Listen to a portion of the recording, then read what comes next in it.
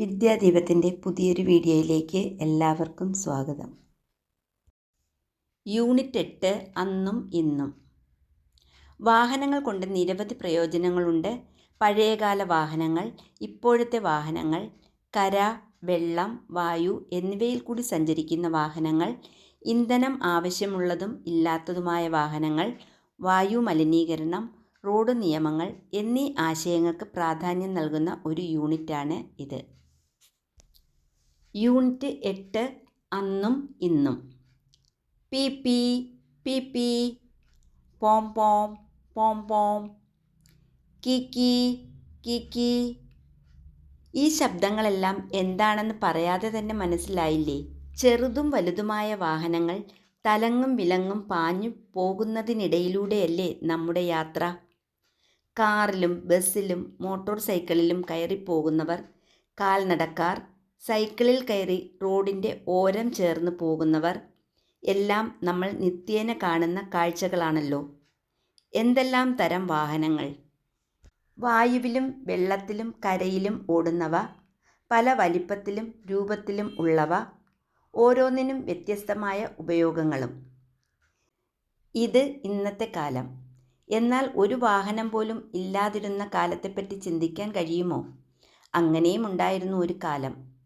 അക്കാലത്ത് ആളുകൾ എങ്ങനെയായിരിക്കും സഞ്ചരിച്ചിരിക്കുക? എവിടേക്ക് പോകണമെങ്കിലും കാൽനടയായി പോകണം. ഒരിടത്തു നിന്നും മറ്റൊരിടത്തെത്താൻ ദിവസങ്ങളും ആഴ്ചകളും വേണ്ടി വന്നു, ചിലപ്പോൾ മാസങ്ങളും. പണ്ട് യാത്ര ചെയ്യാൻ എന്തൊക്കെ പ്രയാസങ്ങളായിരിക്കും മനുഷ്യർ അനുഭവിച്ചിരിക്കുക. മൃഗങ്ങളെ ഇണക്കി വളർത്താൻ തുടങ്ങിയതോടെ ആന, കുതിര, ഒട്ടകം, കഴുത തുടങ്ങിയവയുടെ പുറത്തു കയറിയായിരുന്നു യാത്ര. നടന്നു പോകുന്നതിനേക്കാൾ എളുപ്പമായി ഈ യാത്ര. സാധനങ്ങൾ ചുമന്നുകൊണ്ടു പോകുന്നതിനും മൃഗങ്ങളെ ഉപയോഗിച്ചു.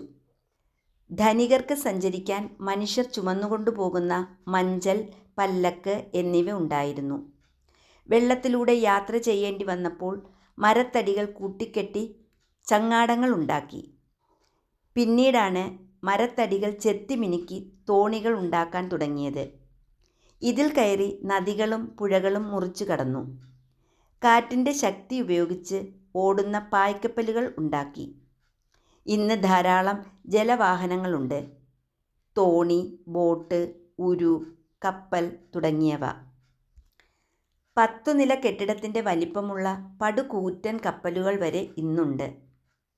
ചക്രങ്ങളുടെ കണ്ടുപിടുത്തമാണ് വാഹനങ്ങളുടെ മാറ്റത്തിന് ഹേതുവായത്.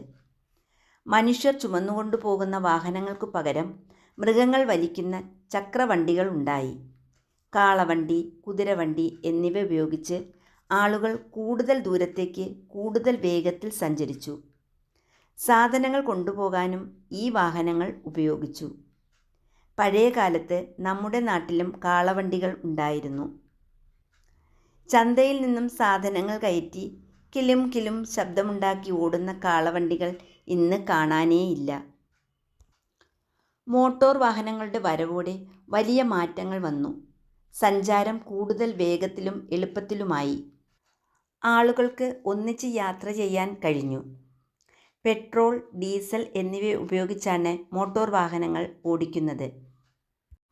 വൈദ്യുതി കൊണ്ടും സൂര്യപ്രകാശം കൊണ്ടും ഓടുന്ന വാഹനങ്ങൾ ഇന്നുണ്ട്. 1000-ലേറെ ആൾക്കാരെ കയറ്റിപ്പോകുന്ന തീവണ്ടി, കപ്പൽ, വിമാനം എന്നിവയെല്ലാം മോട്ടോർ വാഹനങ്ങളുടെ കൂട്ടത്തിൽ കേമന്മാരാണ്. സാധനങ്ങൾ കൊണ്ടുപോകാനും ഈ വാഹനങ്ങൾ ഉപയോഗിക്കുന്നു. ഉയർന്ന കുന്നുകളും നിരപ്പുള്ള പ്രദേശങ്ങളും നമ്മുടെ നാട്ടിലുണ്ട്. നിരപ്പായ പ്രദേശങ്ങളിൽ സൈക്കിൾ യാത്ര സുഖകരമാണ്. കയറ്റങ്ങൾ താണ്ടിയുള്ള യാത്രയ്ക്ക് ജീപ്പ് വളരെ ഫലപ്രദമാണ്. പുഴയും കായലും തോടും ഉള്ളിടങ്ങളിൽ ചെറിയ തോണികളും വലിയ വള്ളങ്ങളും ഉപയോഗിക്കുന്നു. യാത്രയ്ക്കും സാധനങ്ങൾ കൊണ്ടുപോകാനും മാത്രമല്ല വാഹനങ്ങൾ ഉപയോഗിക്കുന്നത്. ഫയർ എഞ്ചിൻ, മണ്ണു മാന്തുന്നതിനുള്ള യന്ത്രം, യുദ്ധത്തിനുപയോഗിക്കുന്ന വാഹനങ്ങൾ, റോഡ് റോളർ എന്നിവ ഇവയിൽ ചിലതാണ്. പറയാം, എഴുതാം. ഏതെല്ലാം വാഹനങ്ങളെക്കുറിച്ചാണ് പാഠഭാഗത്ത് പറഞ്ഞിട്ടുള്ളത്?